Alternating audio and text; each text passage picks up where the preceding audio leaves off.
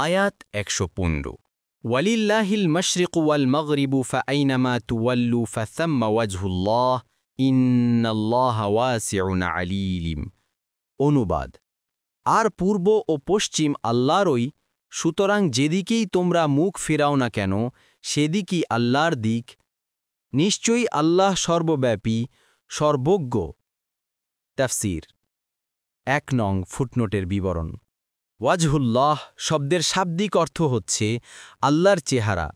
মুসলিমদের আকীদা বিশ্বাস হল এই যে আল্লাহর চেহারা রয়েছে, তবে তা সৃষ্টির কারও চেহারার মতো নহে।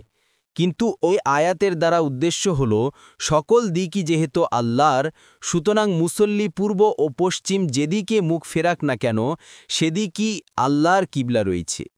কেউ কেউ এ আয়াতটিকে আল্লাহর তাআলার সিফাত, মুখমণ্ডল বা চেহারা সাব্যস্ত করার জন্য দলিল হিসেবে পেশ করে থাকেন। মূলত এ আয়াতিতে ওয়াজহুন শব্দটি দিক বা কেবলা বোঝানোর জন্য ব্যবহার করা হয়েছে।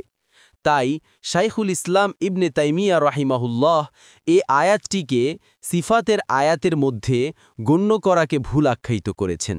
দেখুন মাজমুউল ফাতাওয়া 2/429, 3/193, 6/15-16।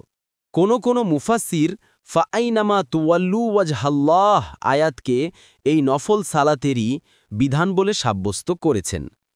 কিন্তু স্মরণ রাখা দরকার যে এই বিধান সে সমস্ত যানবাহনের ক্ষেত্রেই প্রযোজ্য যাতে সাওয়ার হয়ে চলার সময় কেবলার দিকে মুখ করা কঠিন।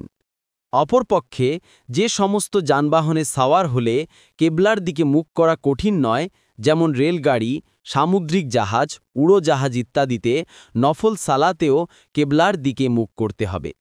তবে সালাতরত অবস্থায় রেলগাড়ি অথবা জাহাজের দিক পরিবর্তন হয়ে গেলে এবং আরোহীর পক্ষে কেবলার দিকে মুখ ফিরিয়ে নেয়ার অবকাশ না থাকলে সে অবস্থায় সালাত পূর্ণ করবে। এমনিভাবে কেবলার দিক সম্পর্কে সালাত আদায়কারীর জানা না থাকলে, রাতের অন্ধকারে দিক নির্ণয় করা কঠিন হলে এবং বলে দেওয়ার লোক না থাকলে সেখানেও সালাত আদায়কারী অনুমান করে যেদিকেই মুখ করবে সেদিকেই তার কেবলা বলে গণ্য হবে। তাফসিরে মাআরিফুল কুরআন 2 নং ফুটনোটের বিবরণ। এখানে কেবলামুখী হওয়ার সম্পূর্ণ স্বরূপ বর্ণনা করে দেওয়া হয়েছে যে এর উদ্দেশ্য নাউজ বিল্লাহ, বাইতুল্লাহ অথবা বাইতুল মুকাদ্দাসের পূজা করা নয়। সমস্ত সৃষ্টিজগৎ তার কাছে অতি ছোট। এর পরেও বিভিন্ন তাৎপর্যের কারণে বিশেষ স্থান অথবা দিককে কেবলা নির্দিষ্ট করা হয়েছে। আয়াতের শেষে মহান আল্লাহর 2টি গুরুত্বপূর্ণ গুণবাচক নাম উল্লেখ করা হয়েছে।